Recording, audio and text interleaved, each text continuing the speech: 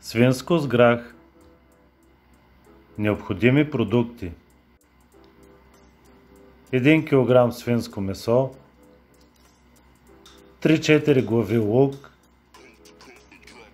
2 супени лъжици доматено пюре, 1 чайна лъжица червен пипер, сол, 500 мл бульон, килограм и половина грах или 2 консерви, 4-5 червени домата, 1 супена лъжица брашно, мазнина за запържване.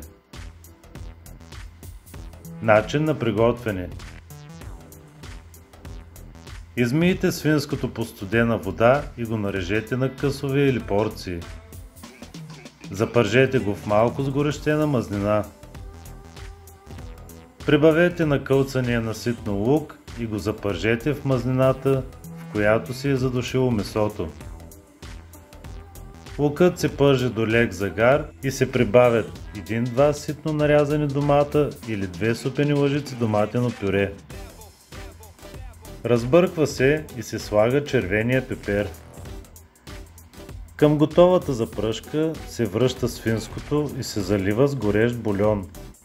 Посолява се и се оставя да се вари. Когато месото е полусварено, се добавя почистения грах. Това трябва да е около 20-25 минути преди ястието да е готово. Щом ястието завари с граха, се добавят накълцаните на купчета 4-5 зрели домата. Отделно брашното се запържва в 1 супена лъжица мазнина и се разрежда с малко сос от самото свинско с грах. Прибавя се към ястието и леко се разбърква.